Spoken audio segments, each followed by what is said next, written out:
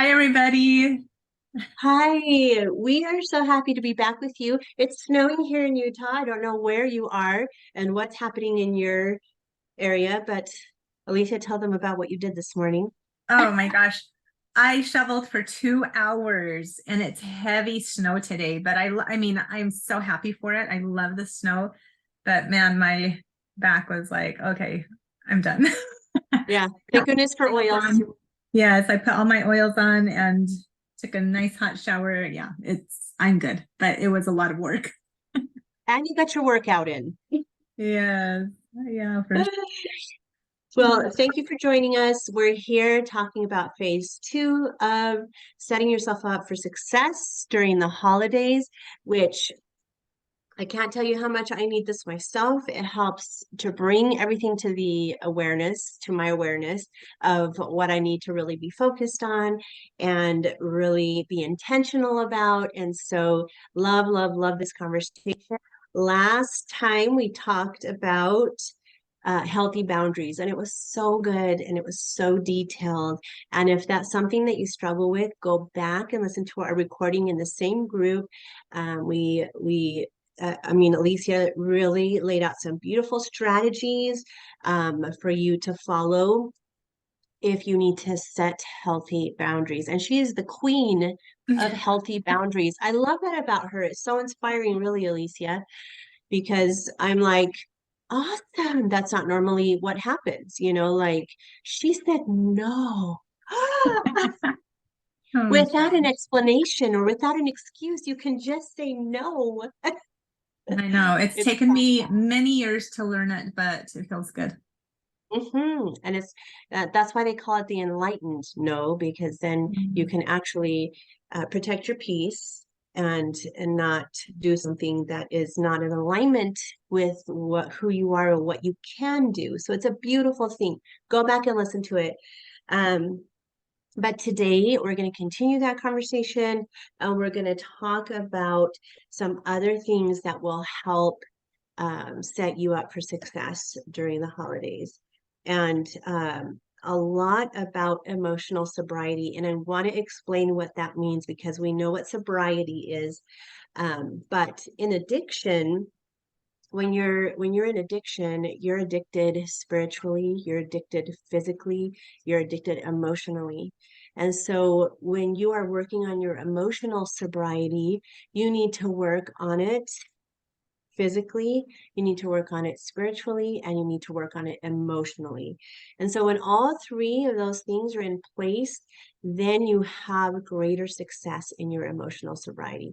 Because in addiction, again, if you were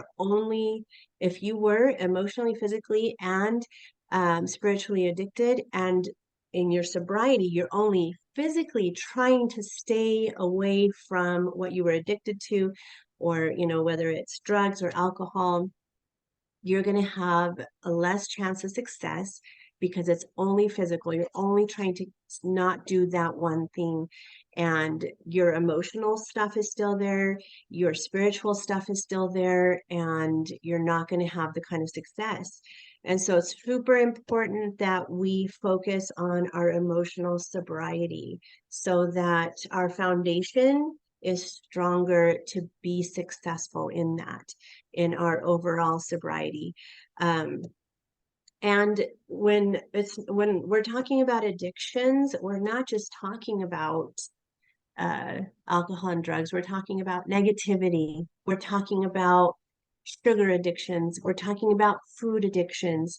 I mean, there's all sorts of addictions, right? And so we want to address all those before we go into the craziest time of year, which I mean, I always say craziest time of year because it's so interesting how it's set up. It's almost like it's set up for us to spiral downward to the very end day, December 31st, where you could get totally plowed or eat everything on the table, and then you start the next day trying to recover all that's happened through the holidays. And so we want to structure it so that we are supported throughout the whole process. And so we leave the holidays elevated and not deflated. And so how can we do that? How can we honor ourselves through that? How can we keep our healthy boundaries, and how can we stay in a good place the whole time and really celebrate the holidays authentically for what they're supposed to be, which is quality time with your friends and family and loved ones surrounding you and enjoying each other. That's the bottom line. So, Alicia, I'll let you take it from there. Okay, I'm trying to see which topic to go on first because you mentioned so many. I know. But That was it's the big all, introduction. yes, but it's all so, so good. I think that probably, I mean, yes, the end goal is that we want to be able to enjoy Christmas and the holidays, the New Year, and all of that. But if we are, okay, first, we have the choice of how we want it to look. It doesn't matter what, like, how many parties you've been invited to, or, you know, what you feel like you have to get done before next week. I don't know what your goals are, but I feel like for me, I like to stay consistent with my practices. So I feel like protecting those practices are very important to me. And I feel like if I stay with those, then everything else will fall into place because I am continuing to pour what I need into myself so that I can do the extra things that are on my plate and, you know, the different things that maybe my kids need or my neighbors or, you know, whatever that looks for each one of us, it's so different. But I definitely feel like the number one thing is to figure out what I need, figure out what you need, figure out, you know, what the important thing is that you need to do for yourself every single day or every single morning or every single evening as we have our evening schedule. And, you know, there's different times of days that call for different things. And so making sure that we don't just neglect all of that and put it on a shelf for the whole month of December, because that doesn't empower us at all. And so just, I mean, you guys know what I do. I mentioned it lots of times, but I love to be still. I love to have my meditation time. I do that in the morning. I love to do my breath work, which has been that's a newer practice that I've been doing for a few months now, and I love it. I feel like it's been such a great new addition. Contribution or addition, yeah. And for sure, my body movement of yoga or getting out and hiking, even though it's winter, it's amazing. It feels so good and brisk. And it's like it gives you lots of energy because it is cold. But yeah, doing those type of things, journaling, listening to music that I feel really enriches my life, not just whatever's on the radio, but like I listen to music with a purpose type thing. And I mean, there's lots of things. It depends on what fills your soul, what fills your life. But that's a really big one. Do you want to add anything to that before I move on to another? I do, because I was just thinking about the things that I do. Music is a huge thing. And I love that you said you listen to it with a purpose. So do I.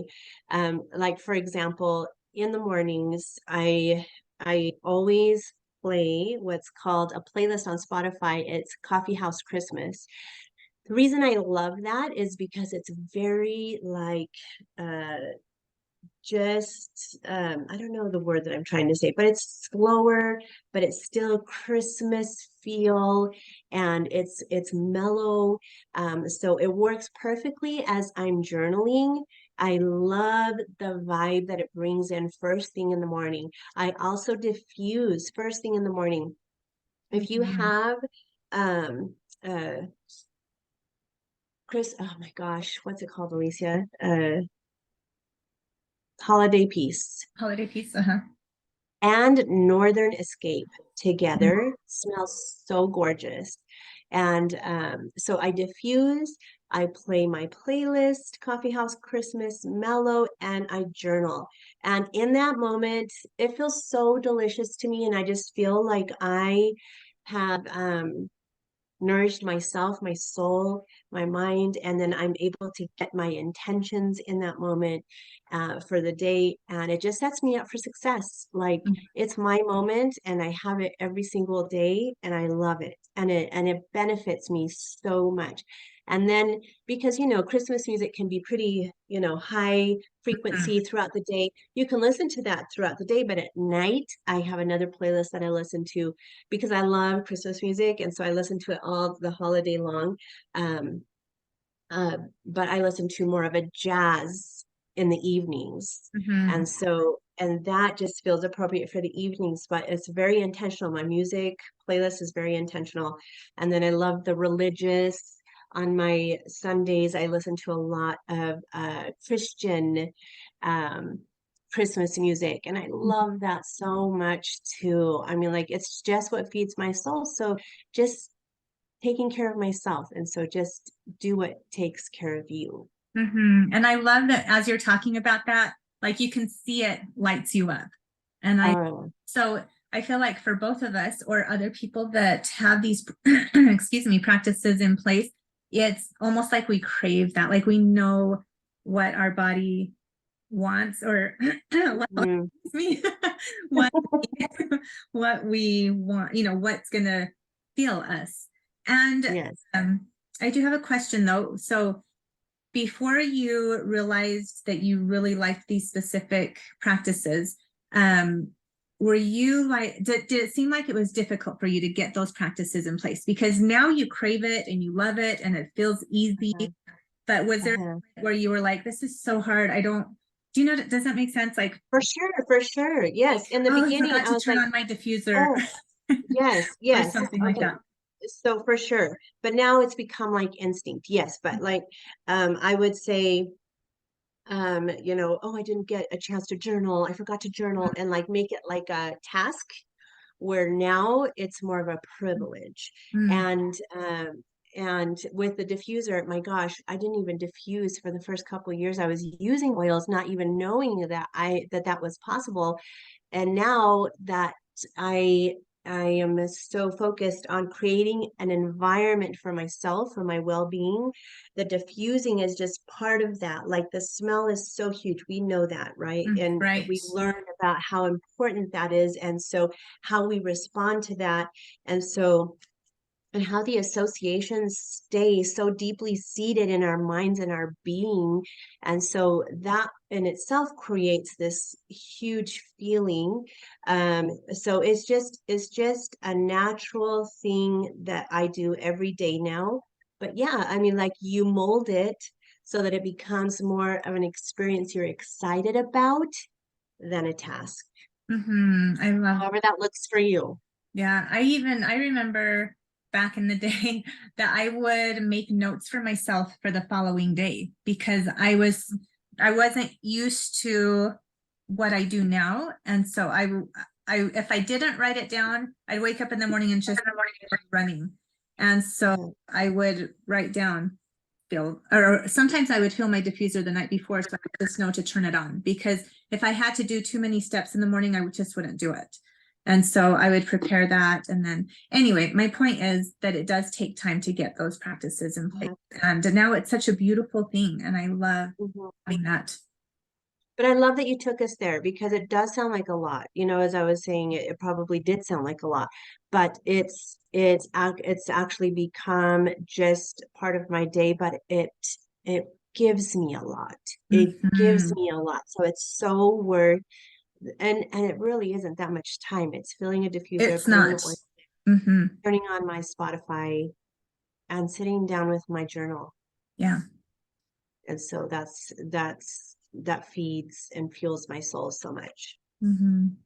Okay, let's move into practices that we can take into the busyness of the holidays, which are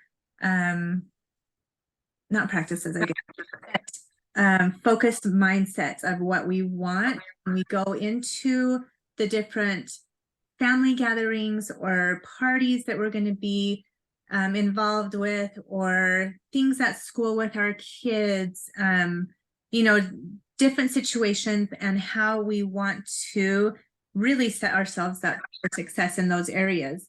And so just maybe taking a moment to what we can do so that we can be prepared for those situations. Which one that comes to mind right away is I'm hungry a lot. Like I'm always hungry.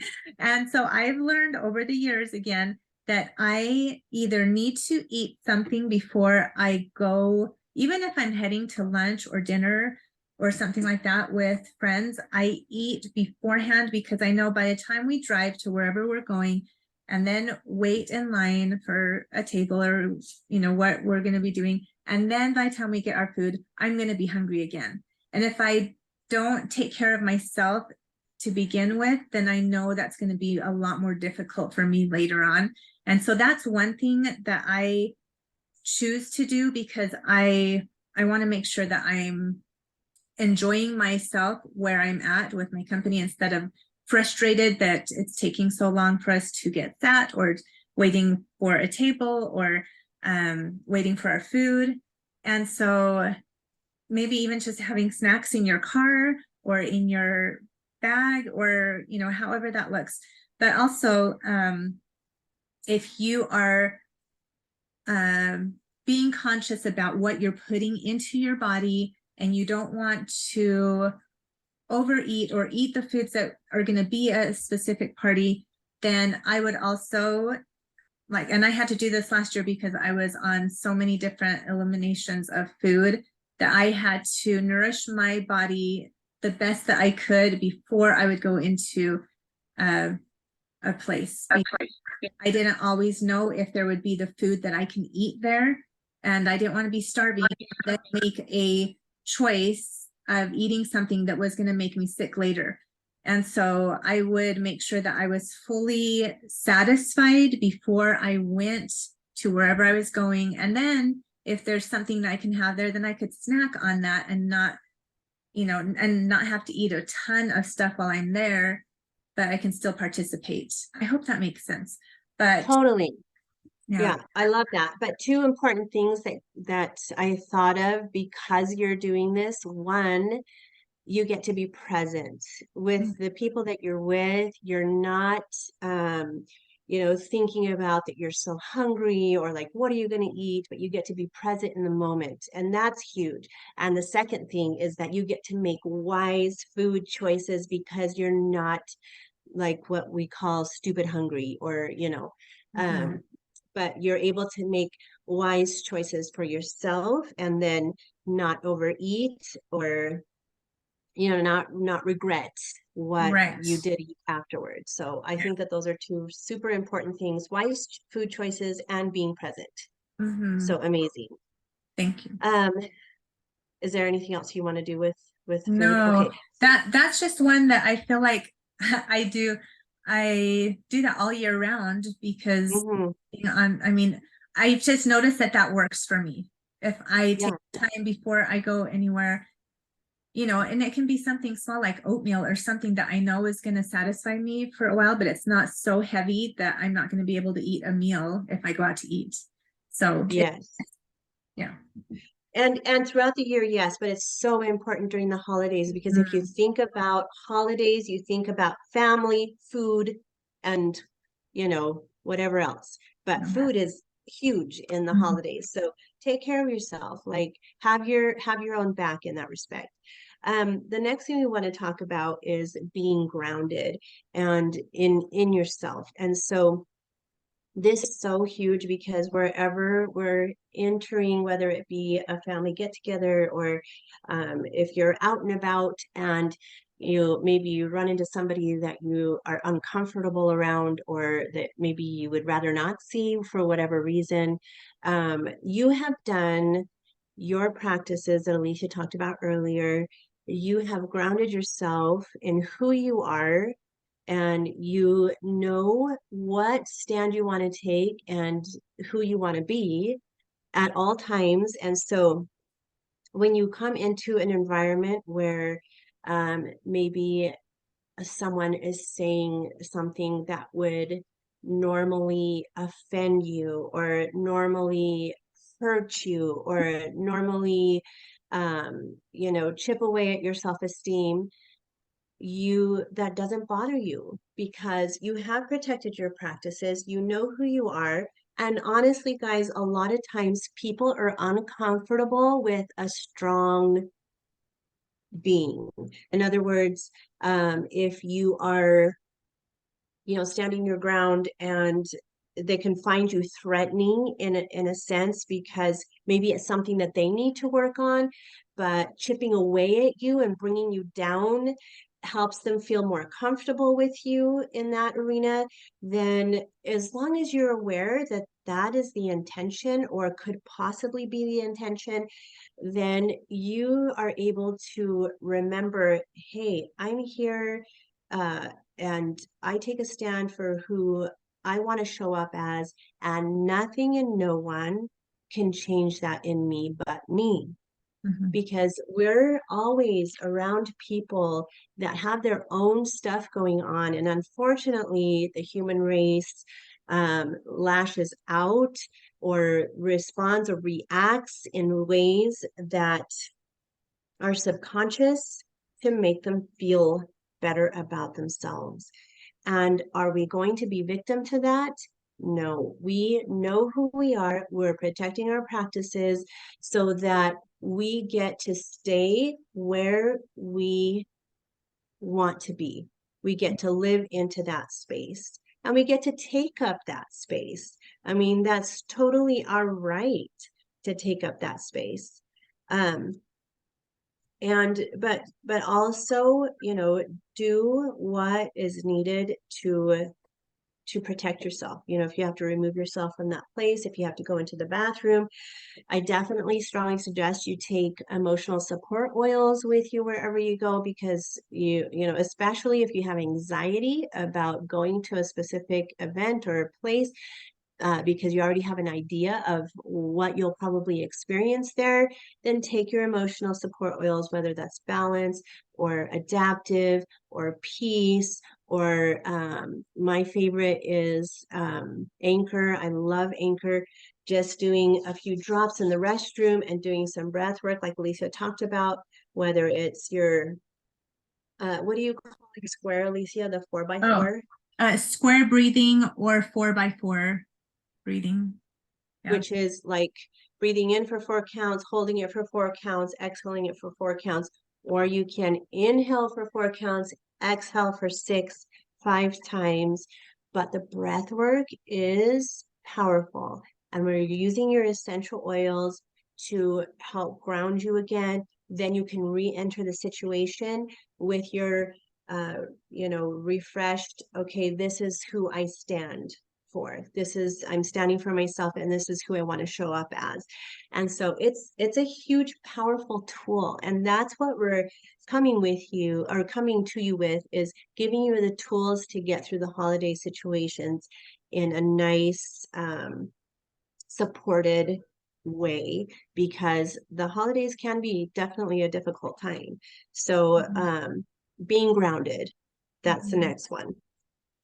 Well, So I go ahead, think Lisa. that a lot of people, there are a lot of people that they really struggle with the holidays. It's not something that they can't wait until December 26th, till Christmas is over, or maybe after New Year's, because it's just too painful, maybe, or they're grieving. Or stressful. I mean, there can be so many different things there. And so I think that on our end too, that it would be good for us to remember that not everybody wants to be at the celebrations or wants to be at big gatherings, or and being patient with those that decide that they don't want to be there. And it's okay that they don't want to be there. And it's also okay if they change their mind at the very last minute and realize that it's not the best place for them. So for us to show up with compassion and understanding too is really important, because it's easy for us to be like, you're not coming, what, you know how it can be. Like sometimes Yeah. certain people there and all of that, but for us to have that compassion for That's so good, Alicia. And I'm sorry, I actually talked over some examples that you were saying, and you said grieving. So that's a huge one. And Mhm. so, yes, I love that. Thank you so much. We must have compassion for people protecting their own peace, Mhm. and as Because well as us protecting our peace. yeah, we don't know what they're going through, and it could be Mhm. way harder than what they're having it seem. And yeah, and if they do come and they only stay for a little while and then they need to go, I feel like not shaming them for you're not staying, you know, because that's another Mhm. like we just tend to don't go, you just got here. But it's okay if they come, just say thank you for coming. You Mhm. we're glad you Yeah. came. We're glad you stopped by. I think that's Yeah. amazing. If they're even making the effort to come by, that might be a huge step for them. So just having awareness of people are everyone is in different situations and different places in their life. Yeah. And that's beautiful. Thank you. And no shaming and no guilt tripping, just Mhm. honoring them and their needs and saying thank you for coming. Love that. Thank you for bringing that one up. There's a couple more that we want to cover, and I should have covered this earlier when Alicia was talking about food. If you're entering a situation where there's drinking involved and you're trying to, and you're sober, and you know that it's going to be a difficult thing, come prepared. I know that you probably know that already. It depends on where you're at, if you want to share your sobriety with people or not. Maybe you're not ready to say, hey, I'm not drinking anymore.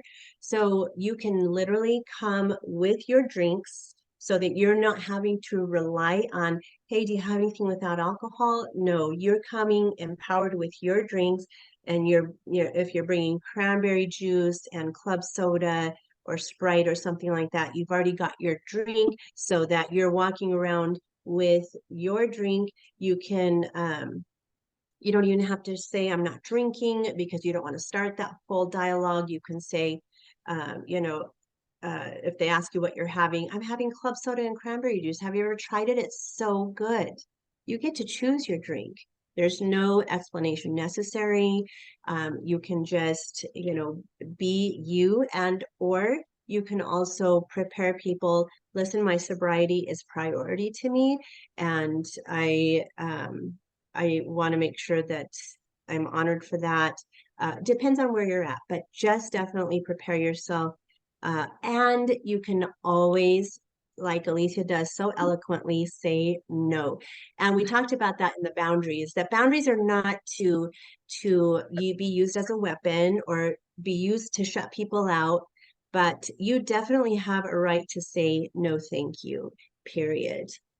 So just emotionally prepare, mentally prepare yourself for where you stand, and then honor yourself, take care of yourself. Like, have your own back as you go through, and if you feel like it's time for you to leave, then you definitely can do that. Mhm. But that's setting yourself up for success. And then the last thing, and I don't know if it's the last unless you have something else, Alicia, but we wanted to talk about money. Mhm. Money during the holidays. That's a huge one, because we can really overspend, just like we can overeat, just like we can overparty, just like we overdo everything in the holidays. But if we are at a stand that we're going to go through the holiday season and, just take in as much as, like, not, what am I trying to say? Regulate, I guess, how we're going to respond, how we're going to act, what we're going to say, what we're going to eat, what we're going to spend. Mhm. Like, we regulate that so that we don't put ourselves into debt that we can't handle, because that's going to be hard at the beginning of the year. On January 1st, if you have to, um, you know, catch up or try and recover from that, that's not a good tone to set at the very beginning of the year. So like take care of yourself through the holidays. We all know that the things that you give are forgotten. People don't appreciate, they don't even remember the things. I mean, not always, but for the most part, if you're getting shirts, pants, shoes, blah, blah, blah, that doesn't stay. It's experiences, it's moments, it's memories that stay. And so if you want to create an experience instead that is something that's not a financial burden, then that's what's really remembered is the moments. And Mhm. so definitely pace yourself. Maybe make a list and say, okay, these are the things that I'm getting. And beyond that, there's nothing else because it's the moments that matter and the time spent together and a, a gift, but not overspending to the point where it causes issues between in your relationship because you spent more than the other person is comfortable with. And that's not what Christmas is about.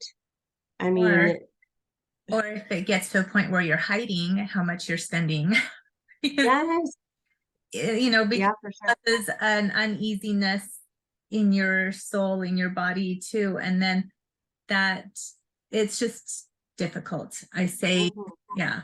I actually really appreciate that mom and dad never um had like elaborate gifts for us.